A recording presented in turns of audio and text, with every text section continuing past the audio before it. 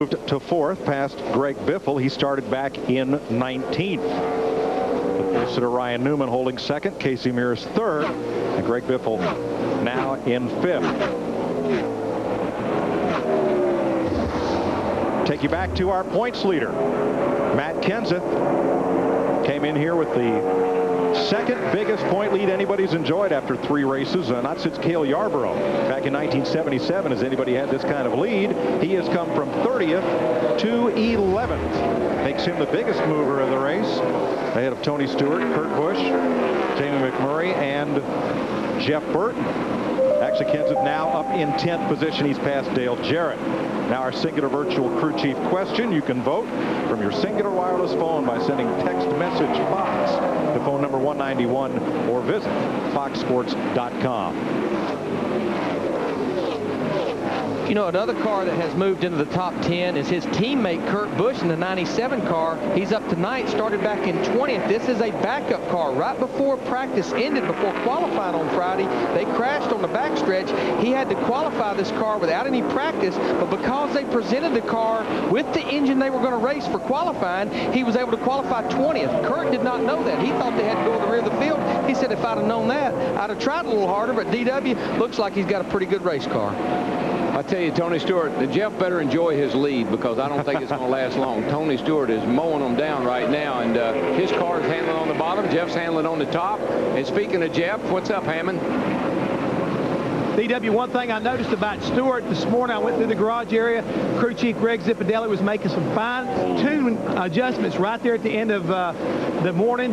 What they wound up doing was adjusting the camber just a little bit of a caster adjustment. They said they were trying to get the car a little bit better on entry. Said they were pretty good in the final practice.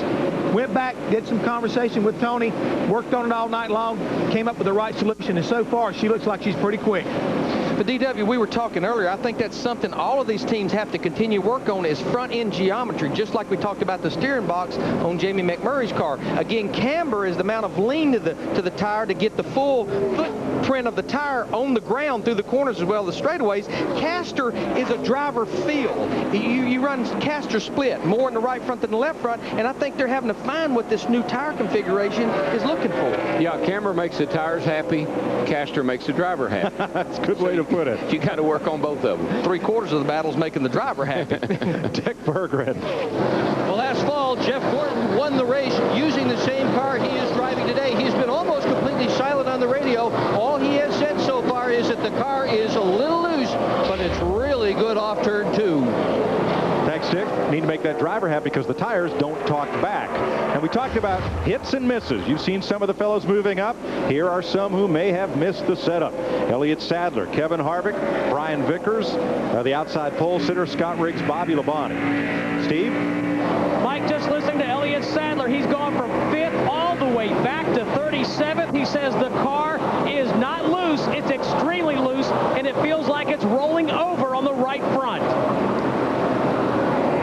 And the sad part about it is this thing has that green flag look right now about it. And when a car's not working, Darrell, it can get way in the way. Watch Elliott Sadler's 38. Oh, yeah, and watch what happens to it right there. Whoa, go away.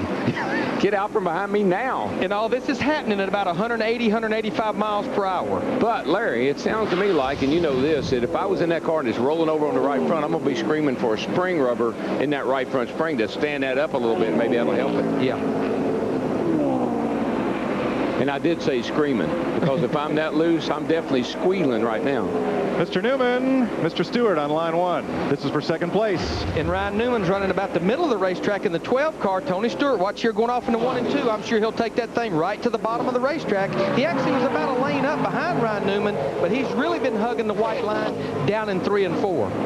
Probably haven't, Larry, when you catch up, I know these guys, we're not hearing arrow push with that smaller rear spoiler, but the car in front of you here, you don't get a lot of draft, but at 180, 90 miles an hour, it is going to affect your car some.